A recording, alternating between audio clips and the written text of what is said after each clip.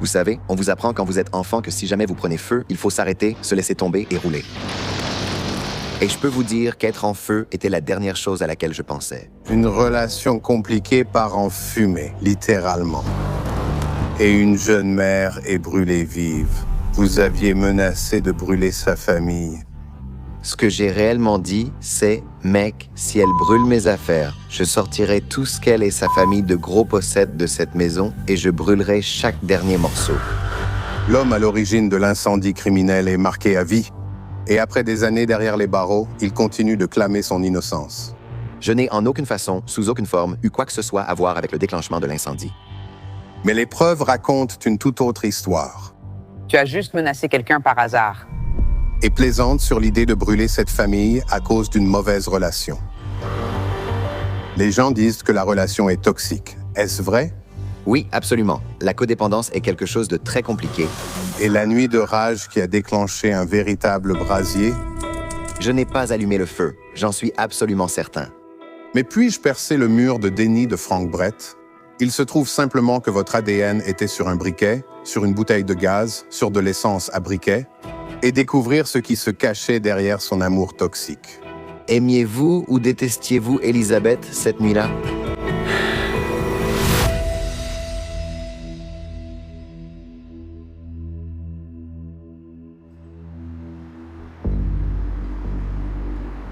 Au large des rives glaciales de Buffalo, New York, la relation tourmentée d'un couple a sombré dans la tragédie en une nuit.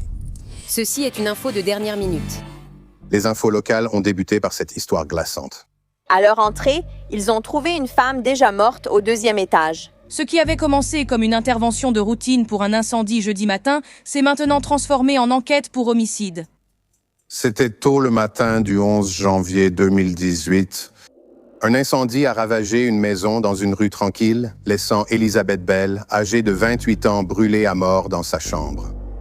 Pris également dans les flammes se trouvait l'homme accusé d'avoir déclenché l'incendie, le petit ami de Bell, Frank Brett Jr. Les procureurs disent que Frank Brett Jr., 30 ans, a provoqué l'incendie sur Manhattan Avenue et reste détenu sans possibilité de libération sous caution. Brett a fui les lieux du crime, mais il a ensuite été retrouvé caché dans la maison d'un voisin, souffrant de brûlures au 2e et au 3e degré sur presque tout son corps. Sur la base de preuves ADN et des témoignages des témoins qui se sont échappés de la maison en feu, Brett a été reconnu coupable de meurtre. Frank Brett Jr. a été condamné aujourd'hui à une peine allant de 25 ans à la perpétuité pour meurtre. Évidemment, un très bon résultat ce matin de la part du jury. Brett se cache maintenant derrière un immense mur de déni, comme celui qui entoure sa nouvelle maison, la prison de Greenhaven à New York.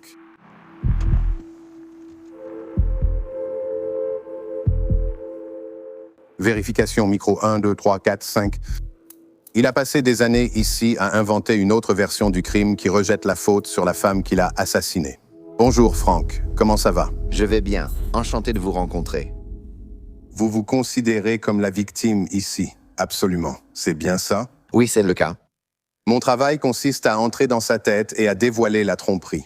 Nous sommes ici aujourd'hui pour essayer de comprendre l'état d'esprit et les motivations derrière vos actions dans cette affaire. Pourquoi avez-vous voulu nous parler aujourd'hui? Je n'ai pas témoigné au procès. Donc, jusqu'à ma condamnation, personne ne m'avait entendu. Alors, à un moment donné, je me suis dit que la seule chose que je pouvais vraiment faire, c'était de m'ouvrir et d'en parler. Tu as eu de la chance de survivre à tes blessures, non? Oui, j'ai des blessures assez graves. Mon corps est recouvert à environ 80% de greffe de peau à ce stade. Le médecin a utilisé le terme « gravement brûlé ». Quit. Pendant les 3 premiers mois de mon hospitalisation, on m'a maintenu dans un coma artificiel provoqué par des médicaments. La plupart d'entre nous ne peuvent qu'imaginer dans nos pires cauchemars ce que ça fait de brûler vif. Qu'est-ce que ça fait, Frank? Imagine-toi debout au centre d'un feu de joie, je veux dire... Tu ne peux pas vraiment décrire les sensations parce qu'à un certain niveau de douleur, ton corps finit par t'empêcher de tout ressentir. Brett m'a semblé articulé presque charmeur.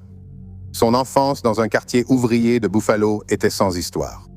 Il avait peu d'instructions, mais il est devenu un mécanicien compétent. Les enquêteurs pensent qu'une de ces machines artisanales a fourni un mobile la nuit du meurtre, après que sa petite amie a menacé de saccager un bien auquel il tenait. J'ai lu que tu as construit une moto à partir de zéro.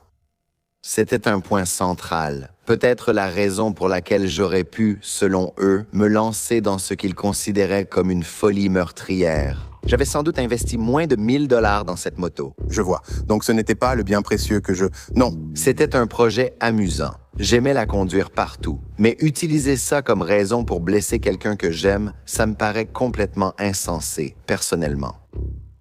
Je vois où il veut en venir. Minimiser l'importance de cette moto réduit le rôle crucial que la police dit qu'elle a joué la nuit où il a brûlé sa petite amie vive.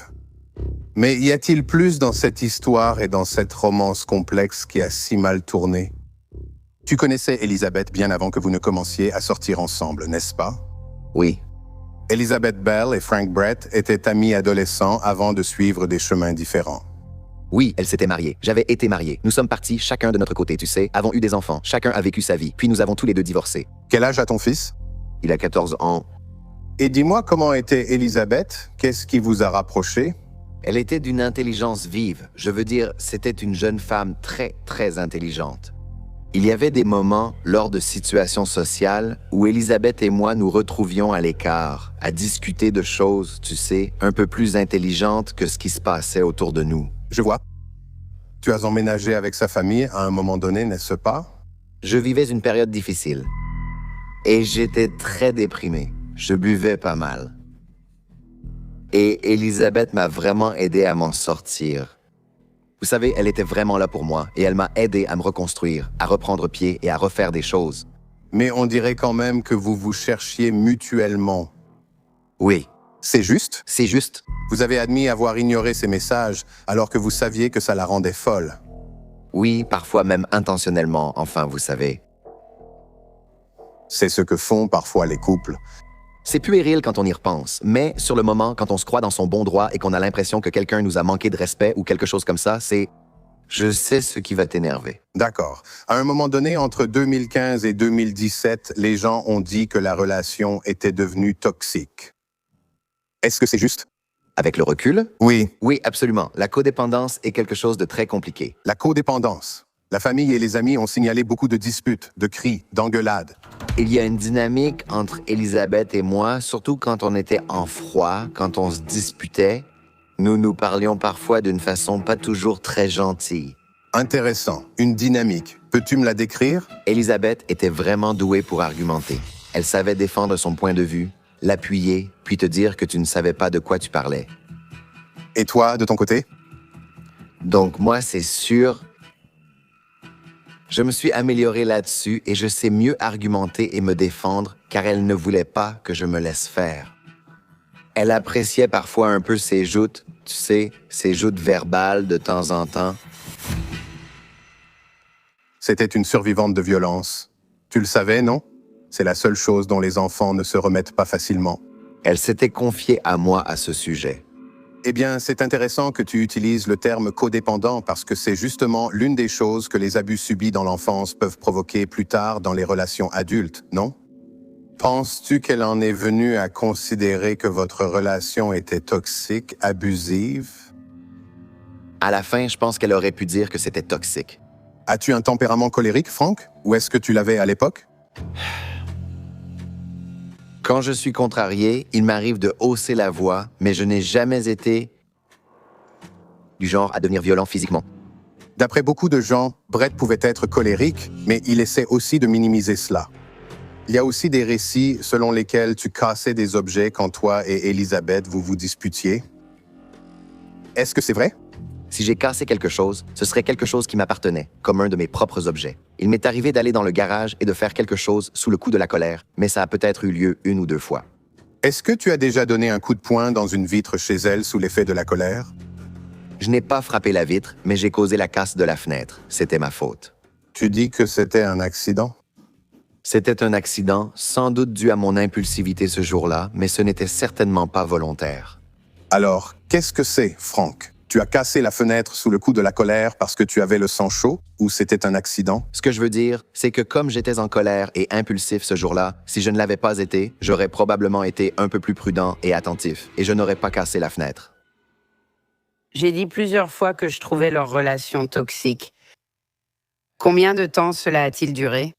Un certain temps. Des mois. La mère d'Elizabeth, Sherry Altimus, s'en souvient différemment. Même elle lui a dit de partir. Il est parti, mais il a décidé qu'il voulait simplement se défouler en partant et a fracassé la vitre d'un coup de poing. Sherry a essayé de ne pas se mêler des affaires du couple. Mais quand la fille de 7 ans d'Elizabeth lui a dit craindre le tempérament de Brett, elle a essayé d'intervenir. Tu refuses de m'écouter quand je te répète qu'il y a un problème. Mais quand j'ai dû aller la voir et lui dire qu'à hurler sur ta fille, là, il allait trop loin. La fille d'Elizabeth a-t-elle été exposée à tout ce comportement toxique? Elle m'avait déjà dit qu'elle n'aimait pas la façon dont je criais et que ça lui faisait peur quand j'étais comme ça, et je l'avais fait. Elle te l'a dit elle-même. Elle me l'avait dit elle-même, donc c'était assez difficile. Et moi, difficile pour elle ou pour toi? Qu'est-ce que tu veux dire? Ça m'a vraiment fait réfléchir, et j'étais un peu honteux, je dois l'admettre. Finalement, on dirait que la relation a suivi son cours et qu'Elizabeth en a eu assez et t'a dit de partir. N'est-ce pas? Tu retournes vivre chez ta mère? Elle avait finalement dit, « Eh bien, tu sais quoi? Pourquoi tu ne me rends pas mes clés? » Et puis une sorte de guerre des roses a commencé, non? Avec une dispute par texto qui a duré toute la journée. Elle te provoque par texto et tu réponds avec des menaces et des insultes. On dirait que beaucoup de disputes tournent autour de tes affaires et de ce qu'il advient de tes affaires. Certaines choses, je les avais payées un certain prix. Elle mettait toutes mes affaires sur le trottoir en un gros tas.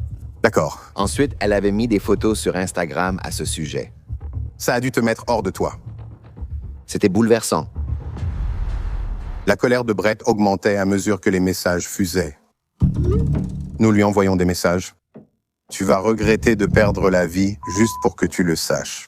Elle dit « Attention, je n'ai rien perdu. Je continue d'empiler des déchets pendant qu'on parle. » D'accord. Tu dis « Ne t'en fais pas, on s'occupera des ordures. Crois-moi. » Puis, elle a menacé d'entasser toutes mes affaires dans la cour et d'y mettre le feu. Soi-disant tout ça, les vêtements, les outils, absolument tout ce qui m'appartenait. Et en retour, tu la menaçais pour qu'elle ne le fasse pas. C'est bien ça? Je pensais que si je disais certaines choses, des choses déplacées, Déplacé? eh bien, comme je l'ai dit, relire ce que j'ai dit avec du recul semble effectivement assez inapproprié. Les commentaires incriminants que Brett a faits cette nuit fatidique allaient plus tard renforcer les soupçons. Votre patron a dit « Il a bien dit que si ma part disparaît, il brûlera toute la famille grosse. Ce que j'ai vraiment dit, c'est « Mec, si elle brûle ma part, je prendrai tout ce qu'elle et sa famille grosse possèdent dans cette maison et je brûlerai chaque morceau. » Je ne le pensais pas vraiment. Je pense même qu'il sait que je ne ferai jamais vraiment quelque chose comme ça. » Mais ensuite, quand ça arrive vraiment, Tu sais, on dirait pas que tu te défoulais ou plaisantais. j'étais clairement énervé et contrarié. Donc j'ai dit certaines choses sous le coup de la colère en réfléchissant. Sur une échelle de 1 à 10, où placerais-tu ton niveau de colère ou de fureur? C'est compliqué. Je ne sais pas si j'aime cette échelle. Mais joue le jeu. Un sept. Elisabeth t'envoie un message, s'il te plaît, ne brûle pas notre maison. Et tu réponds, je ne plaisante pas. Elle t'envoie, je n'ai pas peur de toi. Tu réponds, tu te souviens? Tu devrais. Le fameux tempérament de Frank Brett était sur le point d'exploser.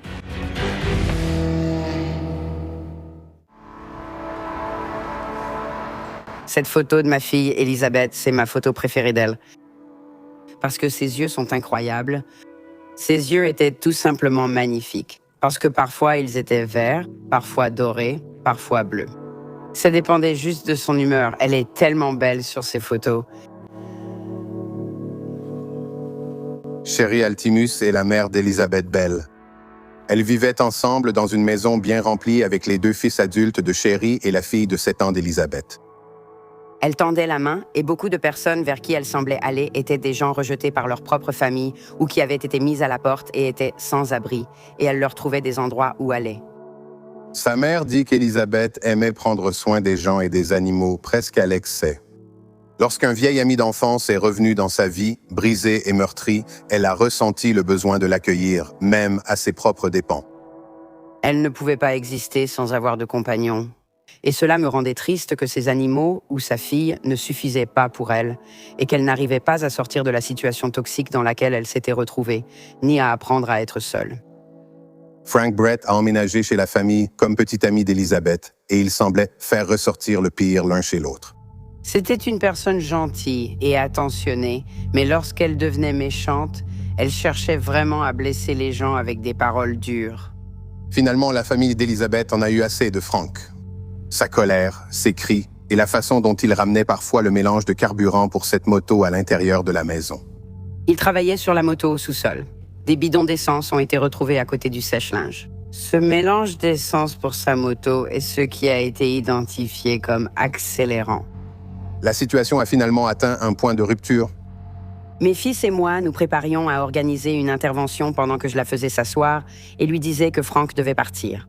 Il y avait trop de choses qui se passaient dans la maison à cause de lui. Il devait partir, en plus de leur relation qui n'était pas bonne. La veille de l'incendie, Elizabeth avait décidé d'elle-même de rompre avec Brett et avait commencé à enlever ses affaires de la maison familiale. À un moment donné, elle prend une photo de ta moto posée à côté des ordures sur le trottoir. Ça a dû t'énerver. Je ne dirais pas que ça ne m'a pas contrarié.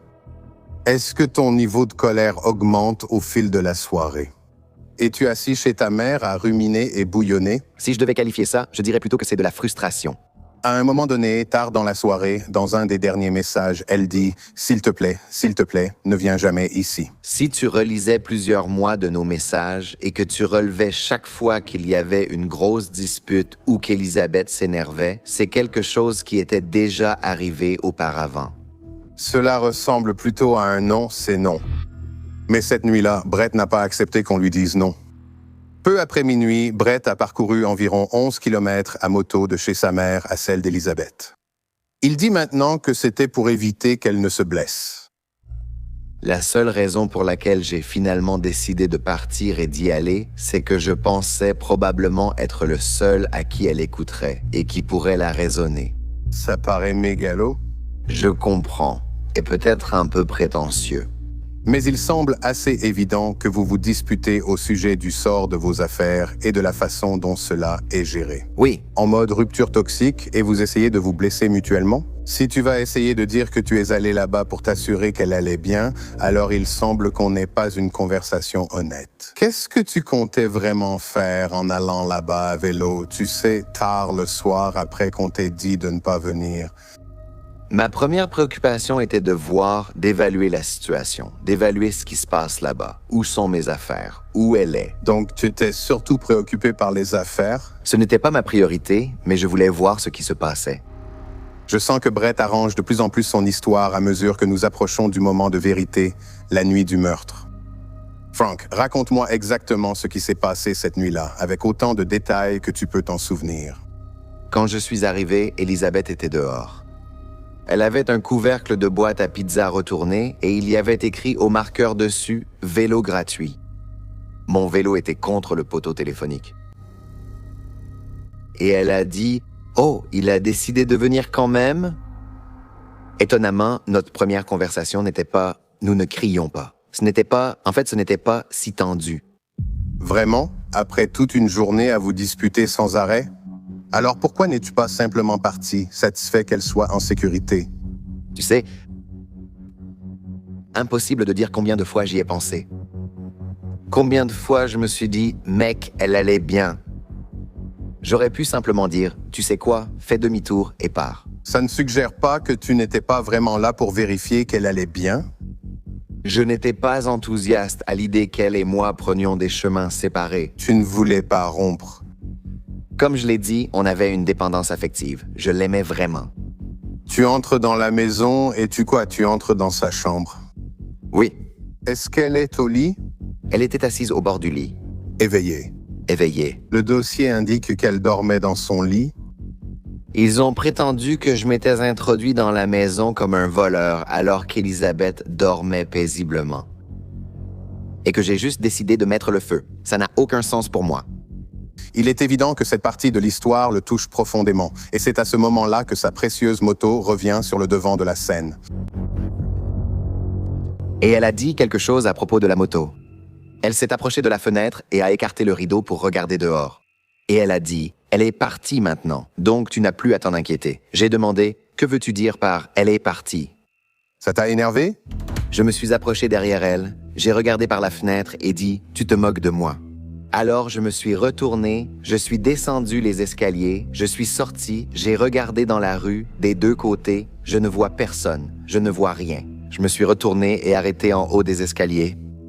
Brett ne savait pas où sa moto était passée et il ne s'est pas arrêté pour poser des questions.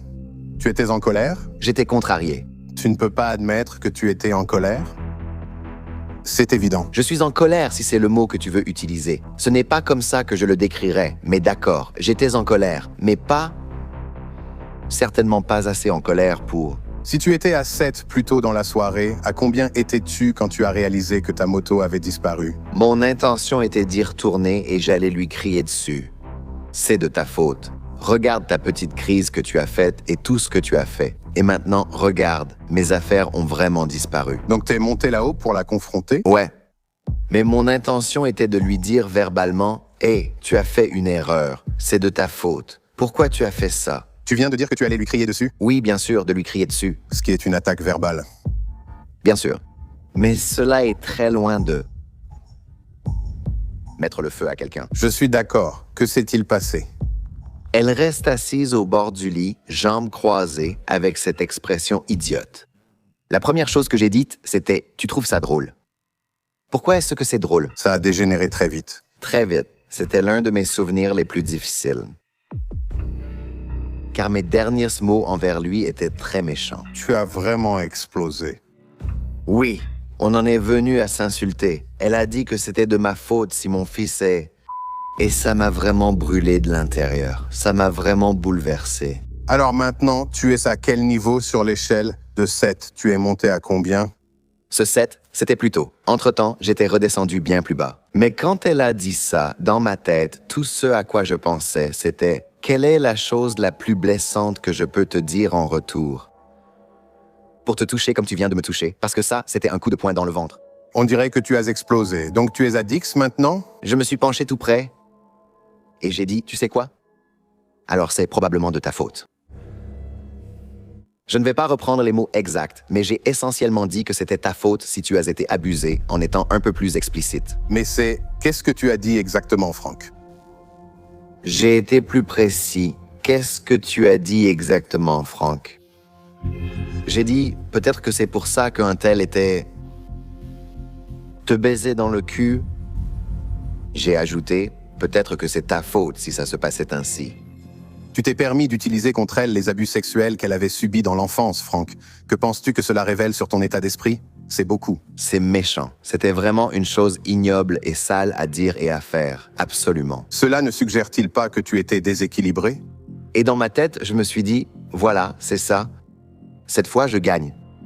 Alors, je m'étais retourné et je pensais juste sortir discrètement, genre, haha, je t'ai eu. Comment a-t-elle réagi quand tu l'as dit? J'ai vu ses yeux. Elle n'a rien dit. Ses yeux se sont soudainement écarquillés, ses pupilles dilatées. Je l'ai vue changer d'expression. Comme si elle ne pouvait pas croire que je dirais ça, et je me suis retourné pour essayer de partir. J'avais fait à peine un pas et demi qu'elle m'a frappé derrière la tête. C'est un objet lourd. Elle m'a encore frappé 2 ou 3 fois. Et la chose suivante dont je me souviens, c'est que j'étais allongé par terre en train de cligner des yeux. Pourquoi est-ce si lumineux ici? Et puis j'ai ressenti la douleur. Le début de la sensation de brûlure. Vous dites qu'elle vous a assommé et que par conséquent, vous ne pouvez pas vous souvenir de la façon dont l'incendie a commencé. Avez-vous eu un véritable départ de feu? Je ne sais pas. Brett nie désormais tout souvenir de l'origine de l'incendie et en rejette implicitement la faute sur Elizabeth. Il ne se souvient de façon commode que de ce qui l'avantage. Donc, quand je me suis réveillé, la porte de sa fille et sa propre porte étaient fermées. Et quand j'ai vu ça, mon cœur s'est serré. J'étais juste... Tout ce à quoi je pensais, c'était « Oh mon Dieu, le bébé, tu sais. » J'ai peut-être fait 3 ou 4 mètres avant de me retourner. Tout ce que je voyais, c'était du feu. Je veux dire, littéralement, je ne pouvais distinguer aucun des meubles ou des objets que je sais être là-dedans. Tu es encore en feu. Dans une certaine mesure, alors j'ai couru tout droit à travers la porte. Je n'ai même pas essayé d'utiliser la poignée de la porte. J'ai juste, littéralement, défoncé la porte. Quand la porte s'ouvre, il fait noir complet, donc le feu n'a pas traversé le mur. Donc, immédiatement, c'est déjà un peu, sauf par toi, sauf par moi, d'accord? Donc à ce moment-là, je suis donc le seul à être en feu. D'accord. Honnêtement, je n'y pensais pas sur le moment. J'ai défoncé la porte, il faisait noir, sa fille dormait. Je me suis retourné et l'ai portée jusqu'en bas de l'escalier. Et j'ai dit, écoute, va dans la chambre de mamie. Dis-lui d'appeler le 911. Quoi que tu fasses, reste avec mamie. Ne la quitte pas des yeux. Ça a l'air héroïque. Pendant tout ce temps, tu es toujours en feu. Dans une certaine mesure. Tu dis que quand je me suis levé d'un bond, j'ai réalisé que j'étais en feu partout. Laisse-moi t'expliquer ça, d'accord? Comment et pourquoi, si tu étais, selon tes propres mots, complètement enveloppé par les flammes, tu prendrais un enfant, tu l'envelopperais dans une couverture et tu la porterais en descendant l'escalier sans la brûler, n'est-ce pas? Ça n'a aucun sens. Le juge dans cette affaire a déclaré qu'en fait, les pieds de sa fille avaient été brûlés lorsqu'elle avait enjambé sa mère mourante pour se mettre en sécurité. Ce qui correspond en quelque sorte à ce que disent les autres témoins présents. Je suis absolument certain que ce n'est pas comme ça que ses pieds ont été brûlés. Je crois qu'elle a tenté de remonter les escaliers à un moment. Et vous affirmez avoir été inconscient durant... Le départ. De l'incendie. Ouais, c'est pratique. C'est pratique pour toi de nier te souvenir de ce moment précis, n'est-ce pas? Ce serait beaucoup plus facile si je me souvenais « Oh, il s'est passé ceci ou cela ». Mais le fait d'avoir été frappé à l'arrière de la tête n'a jamais été mentionné au tribunal. Ça ressemble maintenant à quelque chose que tu as avancé après coup. Mon avocat a insisté sur le fait que, pour le tribunal, une jeune femme était morte. Si je dis que c'était sa faute, ils vont m'enfoncer. Lorsque Brett est descendu les escaliers cette nuit-là, le frère d'Elizabeth, Nick, l'a vu, entouré de flammes et seul. Tu te souviens avoir dit à Nick en bas des escaliers, après avoir appelé à l'aide et qu'il t'a aspergé avec l'eau de vaisselle? Je lui disais « Jette de l'eau sur moi, jette de l'eau sur moi ». Tu te rappelles avoir dit à Nick « Il faut sauver ta sœur ». Tu t'en souviens? La famille d'Elizabeth a sauvé Brett des flammes, alors même qu'il l'a laissé brûler dans les flammes. Mais toi, tu n'as pas essayé de la sauver, n'est-ce pas?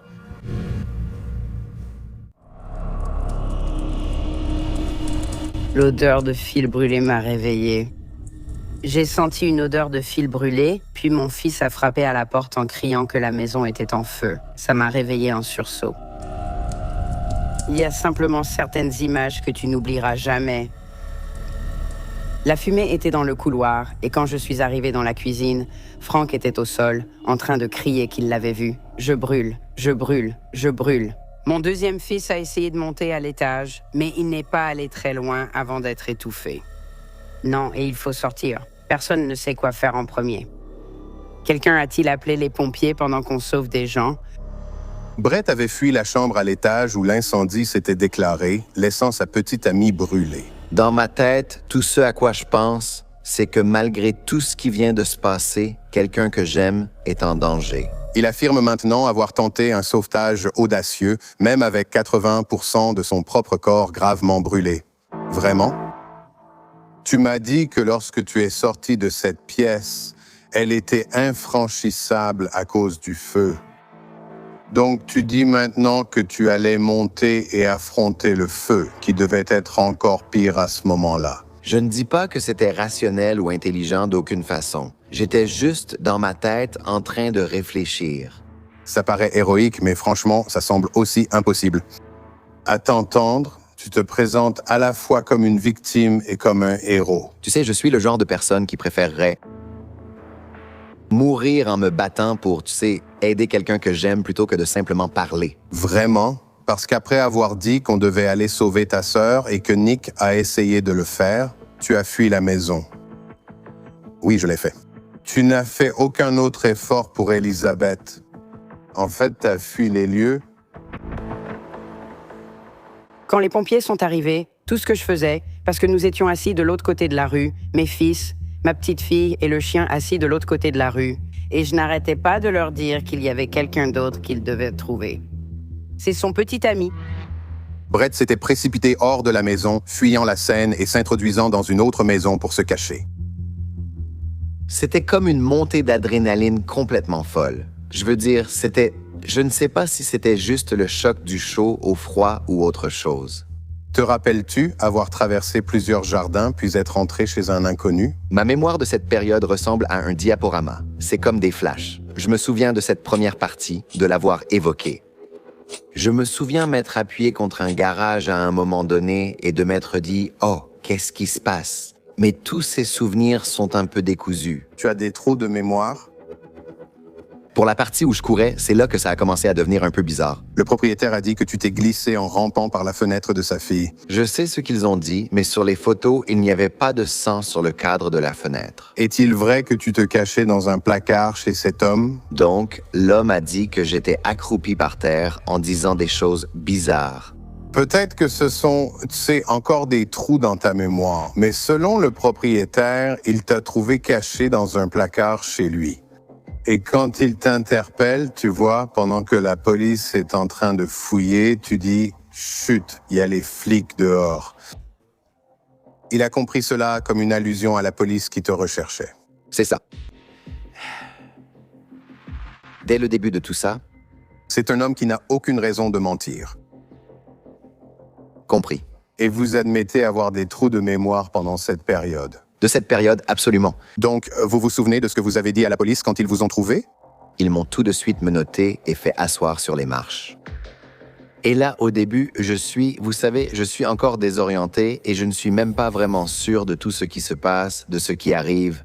Vous savez, j'étais tellement brûlé et carbonisé que la police m'avait d'abord identifié comme un homme noir à la fin de la vingtaine. J'étais tellement brûlé que ma peau était noircie. Au point que la police s'est trompée sur mon origine ethnique. Tu te rappelles ce que tu leur as dit quand ils t'ont trouvé? J'ai dit deux choses. J'ai dit mobile et j'ai dit occasion. Mais cette déclaration ne serait que la première pièce à charge. Il s'avère qu'il y avait une preuve irréfutable. Frank Brett a fui la scène du crime, l'homicide par incendie criminel de sa petite amie. La police l'a trouvé caché chez un voisin, gravement brûlé et semblant avouer. Voici ce que la police a enregistré. Il a déclaré qu'il était désolé. Il a déclaré qu'il se disputait avec sa petite amie. Il a prononcé les mots « opportunité » et « mobile ». On dirait que tu t'excuses d'une certaine manière pour tes actes criminels. Tu essaies de fuir tes responsabilités. Je crois me souvenir avoir vu d'autres choses là-dedans à propos d'excuses à un moment donné, ou de moi en train de dire pardon. Parmi toutes les choses que tu aurais pu dire à ce moment-là, J'ai dit mobile. tu dis mobile et opportunité. Mobile et opportunité, deux des trois éléments nécessaires pour prouver qu'un crime a été commis. Ce n'est pas suspect, Frank? Je comprends. La façon dont ça a été interprété. Et puis je me souviens qu'après avoir été menotté, j'ai commencé à me dire que ça sentait mauvais. Je suis responsable et dans le pétrin. Brett reconnaît ne pas tout se rappeler. Mais il y a une chose dont il dit maintenant être sûr. Je n'ai pas allumé le feu, j'en suis certain. Se pourrait-il que ce soit un trou de mémoire, Frank? Absolument pas. Même pas un peu, même pas du tout. Les enquêteurs t'ont lié à 4 engins incendiaires. Un sac à dos de charbon, une bouteille d'essence trouvée dans la chambre avec principalement ton ADN dessus, qui s'est avéré plus tard être l'accélérant qui a propagé l'incendie, voire l'avoir déclenché. Un récipient de liquide à briquet retrouvé fondu sur ta veste. Un briquet retrouvé dans l'escalier avec 97% de ton ADN dessus. Je crois que je sais quel était l'accélérant. Je pense que cette cruche de jus, cette bouteille, ou peu importe, ce mélange de choses qu'il y avait dedans, c'est ce qu'elle comptait utiliser pour mettre le feu au tas d'affaires dans la cour. Pourquoi l'aurait-elle amené dans sa chambre? Je ne peux pas répondre sur ses motivations. Comment se fait-il que la majorité de l'ADN qu'on y a trouvé soit le vôtre? Je ne sais pas d'où ça vient, ce que c'était avant ça. C'était peut-être une cruche que j'utilisais pour l'eau au travail, laissée vide dans la cour, et qu'elle a utilisée pour le mélange. Il se peut donc qu'il y ait beaucoup de mon ADN dedans. Mais comment le prouver? Parce que les deux seuls témoins oculaires étaient Elisabeth et moi. Il y a trop de choses à écarter. Je veux dire, si on devait croire votre histoire, alors elle avait justement une bouteille d'essence avec votre ADN dessus à côté de son lit, prête à vous brûler vif avec son enfant à quelques pas et toute sa famille. Je peux vous donner? Je peux vous dire mon intention. Et comme par hasard, vous aviez aussi menacé cette famille et plaisanté à l'idée de la brûler. Vous étiez simplement arrivé sans y être invité. Il se trouve simplement que votre ADN était sur un briquet, sur une bouteille de gaz, sur du liquide à briquet. Je ne prétends pas que mes paroles ou actes étaient appropriés, mais je n'ai en aucun cas été impliqué dans le déclenchement de l'incendie. Pris dans son ensemble, à quoi tout cela ressemble-t-il pour vous? Vous le voyez? La façon dont vous venez de le décrire, la façon dont vous m'avez lu l'histoire, si j'étais un observateur extérieur, je pourrais très facilement voir comment cela peut être interprété de cette façon. C'est ce qu'a décidé l'accusation. Enragé après une journée entière à te disputer avec Elisabeth, cette colère t'a conduit au bord de son lit et tu l'as aspergé de l'essence de cette bouteille, ce qui, tu sais, explique pourquoi il y avait autant de ton ADN dessus, puis tu l'as brûlée vive. As-tu vu certaines des photos? Oui, ouais. Son visage n'est pas brûlé comme le mien. Et si je devais suivre leur histoire du début à la fin, je ne vois pas comment tu peux concilier les deux. Elle est morte et toi tu restes là. Eh bien, laisse-moi te poser une question, Frank. La plupart d'entre nous ne peuvent qu'imaginer, dans nos pires cauchemars, la mort douloureuse qu'elle a subie. Mais toi, tu peux. En effet, bien plus que ça. Dis-moi comment tu imagines ces derniers instants en vie. Cette femme que tu dis avoir aimée et que tu aimes encore. Je ne le souhaiterais même pas à mes pires ennemis. Et le fait que... Peu importe, je dois avancer en sachant chaque jour que c'est quelqu'un que j'aimais. Leurs derniers instants ont dû se passer dans ce genre de... douleur atroce. Après, quelqu'un que, d'après ce que j'en sais, elle aimait, moi. Donc, quelqu'un que vous aimez vous dit la chose la plus méchante et la plus méprisable possible. Et te voilà en train de continuer à la tenir implicitement pour responsable. Tout en jouant toi-même la victime.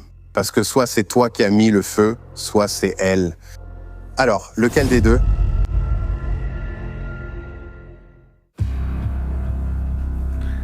D'accord. Regarde le clip. D'accord.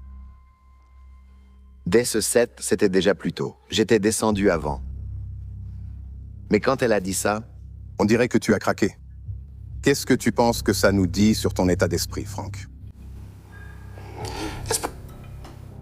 Il est coriace. Il ne veut pas écouter les conneries. Et il les ramène sans cesse. Et il est vraiment frustrant. Et il énerve Frank au point que Frank va finir par dire quelque chose qu'il ne faut pas. Tu ne peux pas juste le dire comme ça. Il te dit de le dire à voix haute. Dis-le à voix haute. Ils peuvent l'entendre. Tu les as vraiment poussés. Plutôt méchant. C'était vraiment une chose méchante et sournoise à dire et à faire. Cela ne suggère-t-il pas que vous étiez déséquilibré? Il essaie de la faire passer de 7 à 10, jusqu'au point d'explosion. Et il tombe dans le panneau. Il est tellement stupide. Sherry pouvait voir que je réussissais à déstabiliser Brett et à exposer ses mensonges. Absolument, absolument. Je suis désolé, j'ai un peu de mal avec cette partie. Mais contester sa réalité alternative et le pousser à prendre ses responsabilités sont deux choses très différentes. Vous dites l'avoir aimé, mais cette nuit-là, aimiez-vous ou détestiez-vous Elisabeth? Dites-moi un peu plus. Parce que je suis frappé par la façon dont vous racontez tout cela sans émotion et par la facilité avec laquelle vous rejetez la faute sur elle. Cela ressemble à un cas classique de culpabilisation de la victime. Je n'ai pas allumé ce feu. Après tout ce que j'ai traversé, même sans tout raconter, j'ai encore mal chaque jour. Je dois vivre avec. C'est ma vie. C'est toi la victime? Oui, c'est moi. C'est quelque chose qui m'est arrivé. C'est un niveau de narcissisme stupéfiant. Pourquoi est-ce que je la brûlerais vive dans ce genre de situation? Eh bien, tu ne l'es pas. Peut-être étais-tu dans une rage narcissique. Tu aurais pu rester chez toi. Nous avons tous vécu des ruptures, mais la plupart d'entre nous, les adultes normaux, prennent sur eux, serrent les dents, encaissent et passent à autre chose. Pour toi, je pense que c'était différent. Pour toi, cette nuit-là, pourquoi? Tu n'arrivais pas à te calmer. Peut-être que tu ne voulais pas la tuer, mais tu es responsable de ce qui s'est passé cette nuit-là. Pénalement responsable. Tu as présenté à la cour et à la famille tes sincères condoléances, mais aucune excuse. Mes avocats m'ont dit que si je présentais des excuses là-bas, ce serait vu comme un aveu de culpabilité. Tu aurais pu t'excuser, au moins, tu sais, d'avoir provoqué l'événement qui l'a arraché à eux pour toujours et qui a marqué sa fille à vie. Je ne me suis pas excusé au tribunal parce qu'on m'a dit de ne pas le faire. Et je dis que d'aucune manière, sous aucune forme, je n'ai eu quoi que ce soit à voir avec le déclenchement de l'incendie. Ses propres membres de la famille, si tu leur demandais, tu penses que Frank ferait ceci ou cela? Je peux dire avec une bonne dose de certitude que ces choses-là n'auraient pas de sens pour eux non plus. Sa mère comprendra le mieux parce qu'elle était là. Je pense que tu ne devrais pas parler à leur place. J'aurais juste aimé qu'on ait un jour de plus. Un jour de plus. Si nous avions eu la force de lui parler franchement. Jusqu'à sa mort, il doit partir. Il s'avère que la précieuse moto de Brett était en sécurité tout ce temps, déplacée par son frère pendant que Frank fulminait dans cette chambre. J'ai demandé à mon fils Nicolas de déplacer la moto pour éviter qu'elle soit emportée ou volée. La mère Ironie hante encore la mère d'Elizabeth à ce jour. L'une des choses qui me faisait le plus peur avec cette stupide moto, c'était que mon fils l'emmène ailleurs pour qu'elle soit en sécurité, afin que Frank puisse la reprendre un autre jour. Est-ce que j'ai provoqué ça? Je sais que ce n'est pas ma faute. Mais est-ce que j'ai... Je ne l'ai pas prévenu que sa moto était ailleurs. Ça aurait peut-être tout arrêté net. Brett a été condamné à la perpétuité, avec une période de sûreté de 25 ans. Il pourra demander une libération conditionnelle en 2042 pour Sherry Altimouse, c'est beaucoup trop tôt. Je ne comprends pas pourquoi ils ont choisi 25 ans. Ce n'est pas assez pour toute la vie qu'elle aurait pu avoir. Elle aurait pu vivre encore 40 ans, mais lui, il aura à peine 55 ans ou quelque chose comme ça quand il sortira. S'il est libéré et que la commission des libérations conditionnelles ne le retient pas, il ne mérite pas d'être dans la société. Toutes les preuves présentées ont conduit à sa condamnation. Il est coupable. Que lui dirais-je s'il était en face de moi? J'essaye de penser à toi le moins possible. Dans ma vie de tous les jours, tu n'existes pas pour moi. C'est ce que je lui dirais. Il ne mérite même pas ma haine. Il ne mérite même pas mon pardon. Je ne sais pas si je pourrai un jour en arriver au point de pardonner. Comment peux-tu pardonner quand tu ne peux pas oublier?